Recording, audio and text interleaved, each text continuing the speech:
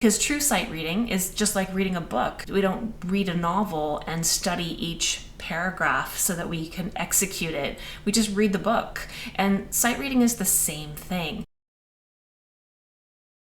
We were all beginner piano students once, and I'm no exception. The thing that I struggled with the most when I was learning was getting enough sight reading, and I had a pretty good ear, so I often could get by just listening to what my teacher played and then remembering how it went and practicing at home. But that meant that I wasn't reading a lot of new music, and my sight reading got a little bit shaky and then really started to show as I got to be a more experienced piano player. So, the best way to get better at sight reading is to do it. And, that sounds pretty obvious, but it's actually kind of challenging because sight reading, in order to be effective, has to be at the right level for the student, which means it needs to be not too hard and not too easy. And in fact, too easy is better than too hard. So having at your disposal the music that is at the right level and progressing for you is really important and difficult to find if you're relying on just the general internet or sheet music, because that can get expensive if you're buying books all the time and just to read them once. Because true sight reading is just like reading a book. We don't read a novel and study each paragraph so that we can execute it. We just read the book. And sight reading is the same thing. Sight reading is just reading at sight, playing something for the first time and doing a pretty good job of it, just like reading a novel is reading at sight and understanding what you're reading. So today I want to introduce you to something that I started working with my own students here in studio, and it's called Sight Reading Factory. In using this app with my private students, I found it to be invaluable for pacing sight reading in a way that really builds a good foundation. So I reached out to the creators and asked them if I could get you guys a discount for the annual subscription to this app. You can use it on your computer or on your iPad or any tablet. I think you could probably even use it on your phone, but it might be kind of small. You can even print out the music if that's what you want to do. And they said sure. So I'm going to now run through how you use Sight Reading Factory. And if you stick around to the end or check the description, there is a discount code to save 10%. So if you're buying or renewing Sight Reading Factory, be sure to use your discount code. All right, let's get started. All right, so here is the dashboard for Sight Reading Factory, and you can see there's a nice big button in the middle here that says Start, so we'll go ahead and click on Start, and then it gives us options for whether we want to play piano or rhythm or ensembles, but we'll just go right ahead and click on Piano.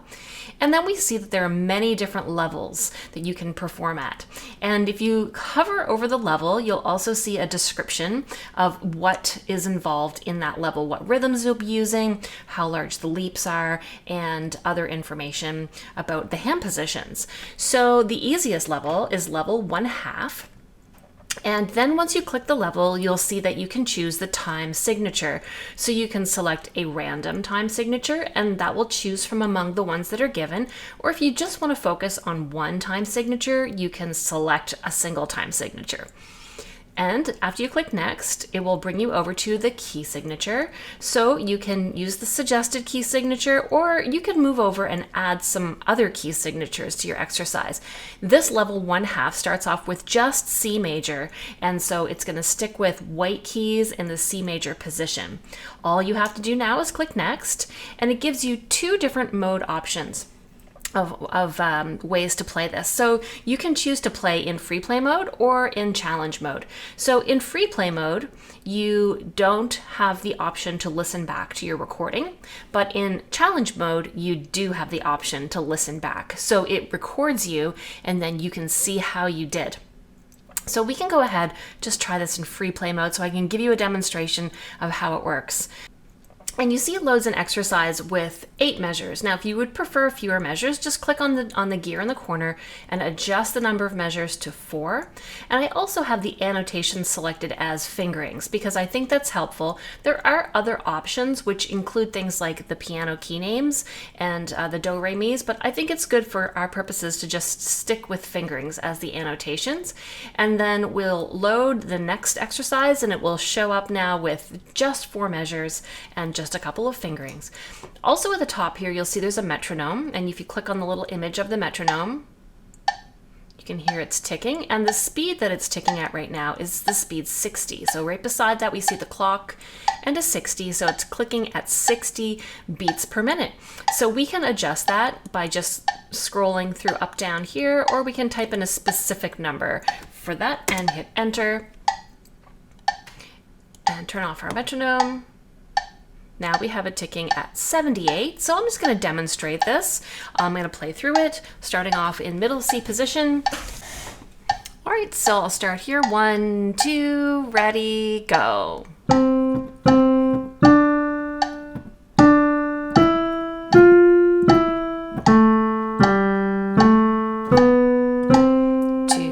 3, 4. So I just had a practice go with this. Now if I click the play button up in the top corner, in the top center,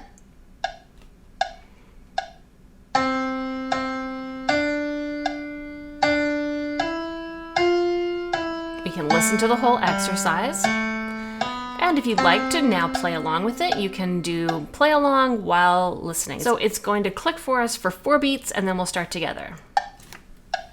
Ready, go.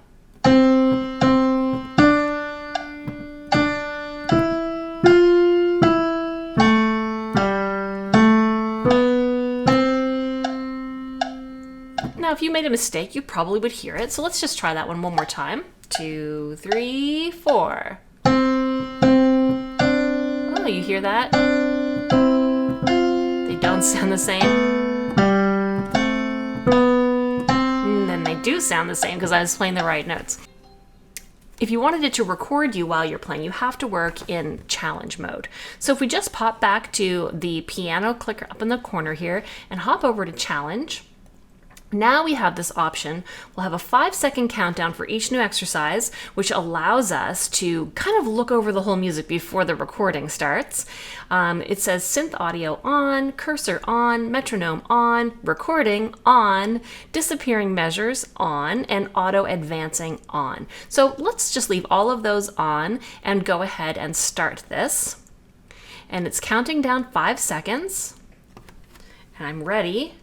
And now, 2, 3, 4. So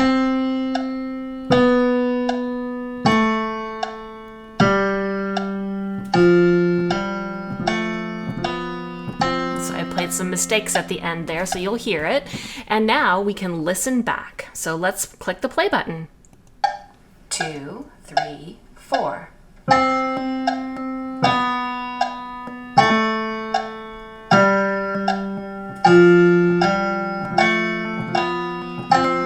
Some mistakes at the end there, so you'll hear it. And of course, it's recording everything that I'm doing. You have some options here for playback. It says recording and synth audio, the cursor, the metronome, the repeat in the loop. And so if you wanted to just try a little section, you could set a loop for repeating, and also you could select some measures. I'm just going to leave those off because we're just trying to sight read new things. So this is about how difficult level 1/2 will be. If you want to try harder, you can now move up to level 1. So we're back at the main screen just by clicking up here where it said piano.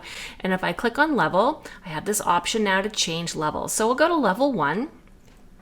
And if we just go back there for a second, you'll see that level 1 has its largest leap as the interval of a third or a skip. And if you follow along at piano video lessons, you know we learn about skips and thirds.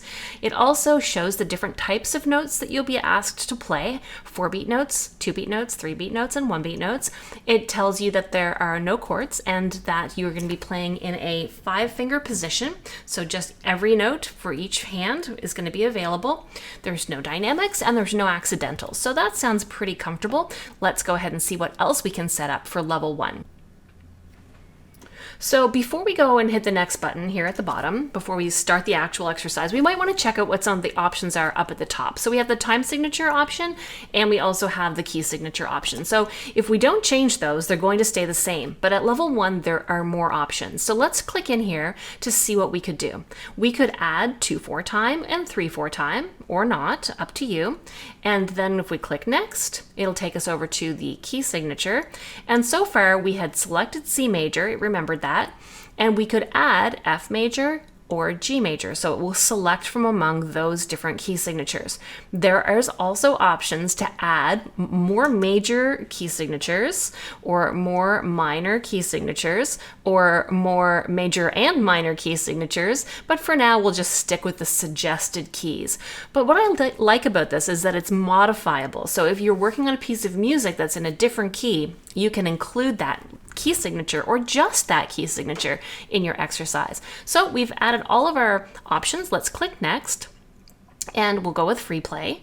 And of course, everything is still set the same. Our metronome is still set at 78. You might find it's too fast. You might find it's just fine. So we'll go ahead and try this by clicking the play button.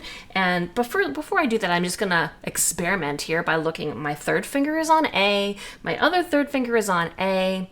I do see that there is a flat at the very beginning, a B flat, and it's in the key in the time signature of 3/4 time.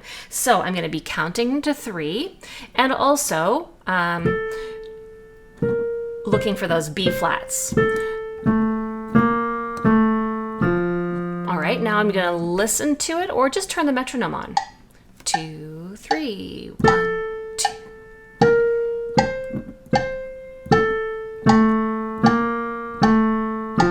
All right, now if I want to play along, I'll just click this play button.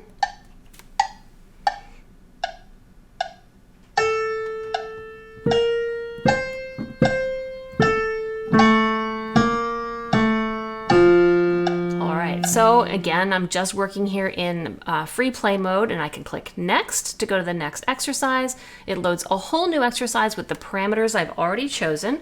I can click play and give it a try. 1, 2, 3, 4.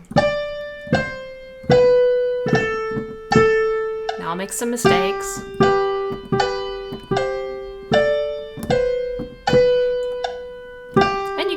I can hear when I'm doing it wrong. So how I would suggest to work with this is load an exercise at the level that you think is the right level for you.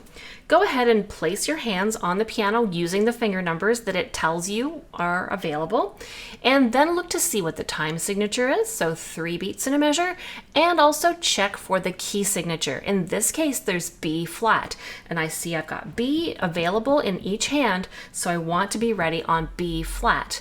So then I could just quickly in my mind imagine playing it and thinking about counting to 3. 1, 2, 3, 1, 2, 3, 1, 2, 3, 1, 2, 3. Or I could go ahead now and play it along with the recording. So just listening as we go here. Or we could do metronome work first. Let's do that. Metronome, 2, 3. 1, 2, 3. 1, 2, 3. 1, 2, 3. I'll turn off the metronome. I noticed a little, at the end I played C, A, F, and those are the notes from an F major triad. So I'm always on the lookout for those constructions that I recognize, and we learn all about those here at Piano Video Lessons. So next, let's go ahead and play along. Here we go. 2, 3. 2, 3. Here's that triad. 2, 3, because I saw they were skips.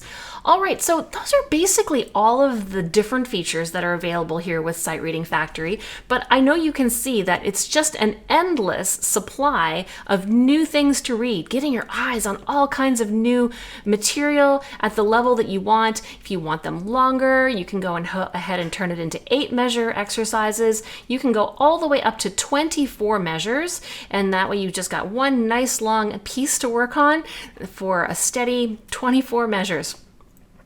Also, when you're working with Sight Reading Factory, I really recommend pacing yourself at a pace that feels comfortable for you. So start easy and work your way up. So start at level 1/2, see how easy that feels, move up to level 1, move up to level 2, work with the metronome, change the metronome speed. When it first starts to feel too tricky, try slowing it down and see how that feels, then speed it up. But work at a level until you feel like every time you load a new exercise, it just feels good and it's reasonably accurate. One little slip here or there, not a big deal, but generally confident and accurate. So I do know that sometimes it's a lot to try to juggle all of the breakdown of how far should I advance? Should I use different key signatures? Should I use different time signatures? What if jumping up to the next level is a little too challenging? And I'd really like to help with that. So if you would like for me to break it down with some links so that you could just click a link and go straight into an exercise that will help you bridge level 1 to level 2 or level 4 to level 5, go ahead and leave a comment here in the description so I know that I should work on creating that resource for you. All right, so that's my rundown here of the Sight Reading Factory. Highly recommend it. There's a free trial, so you can go ahead and try it without any risk at all. And if you do decide you want to purchase an annual membership, it's very much worth it. Costs less than 2 piano books, and you have infinite amounts of exercises to work on. And don't forget, there's a discount code that's in the description below, and I might even put it across the screen here. You can use that on new subscriptions as well as renewals. So, Sight Reading Factory, let me know what you think.